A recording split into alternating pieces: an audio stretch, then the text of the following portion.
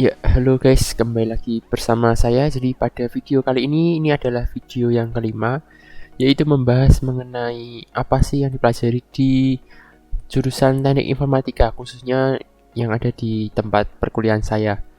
Nah, di video sebelumnya saya sudah membahas dari semester 1 sampai semester 4. Kemudian ini kita masuk ke yang semester 5. Jadi di semester 5 ini saya ngambil 6 mata kuliah. Nah, mata kuliah yang pertama ini adalah Big Data Analytic. Jadi Big Data Analytic ini di sini kita diajarkan apa itu tentang Big Data, contoh-contoh Big Data, terus mengapa kita harus harus mempelajari Big Data dan macam-macamnya mengenai Big Data. Termasuk sampai diajarkan tutorial sederhananya untuk bagaimana langsung mengolah Big Data menggunakan Hadoop misalkan di Linux gitu. Jadi kita bisa mengetahui seberapa sulit sih atau sebagaimana sih proses pengolahan dari suatu data yang sangat besar dan yang datanya itu yang terus tumbuh gitu.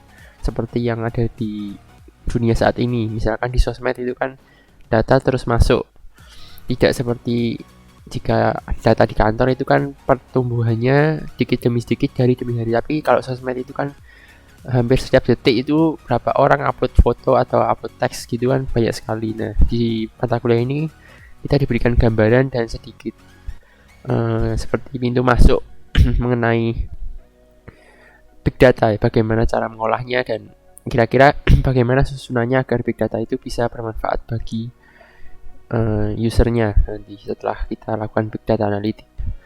Kemudian ada mata kuliah yang kedua adalah client server computing.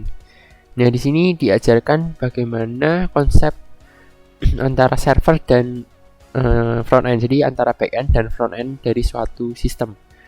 Jadi jika dulu saya berpikir bagaimana kira-kira kerjasama antara server dan tampilan atau kliennya itu bisa saling berkomunikasi dengan sinergis menggunakan API atau konsep API kan tidak terlalu jelas jika kita mencarinya di internet.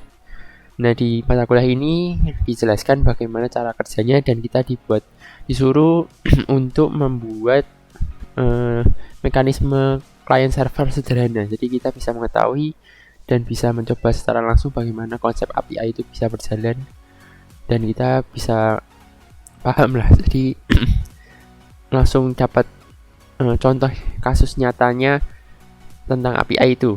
Jika kita melihat teori-teori saja kan kurang cukup ya. Jadi di sini setelah mata kuliah ini pasti kita langsung paham bagaimana antara front end developer dan back end developer itu bisa bekerja bersinergi untuk menghasilkan suatu sistem aplikasi yang baik. Nah, kemudian masuk ke mata kuliah yang ketiga adalah data mining. Nah, di data mining ini kita fokus belajar mengenai algoritma-algoritma untuk mengolah data. Jadi memproses data itu agar bisa menjadi berguna.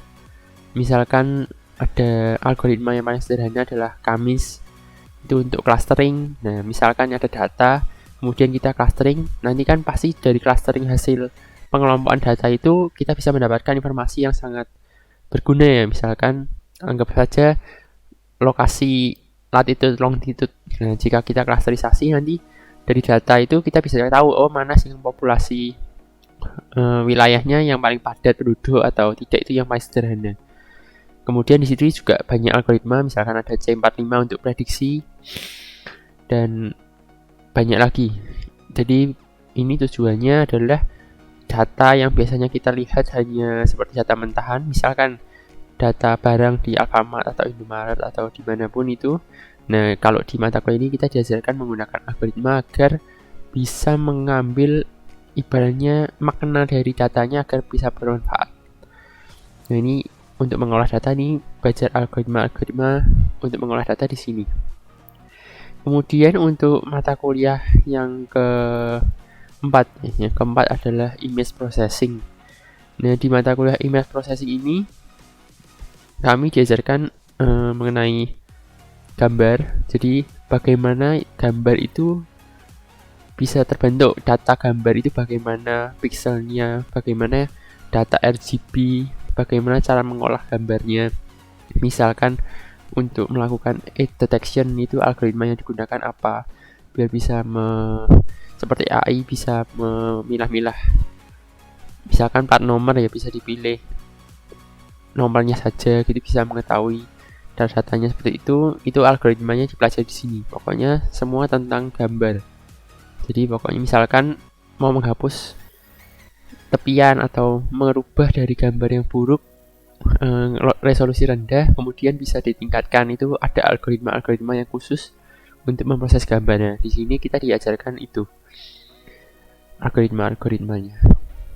Ini sangat cocok bagi Anda yang tertarik tentang gambar, misalkan di video atau gambar, pemrosesan gambar, misalkan deteksi apa itu nanti algoritmanya untuk memproses gambar diajarkan di mata kuliah ini. Kemudian di mata kuliah yang kelima ada Medical Technology, Law, dan Etik.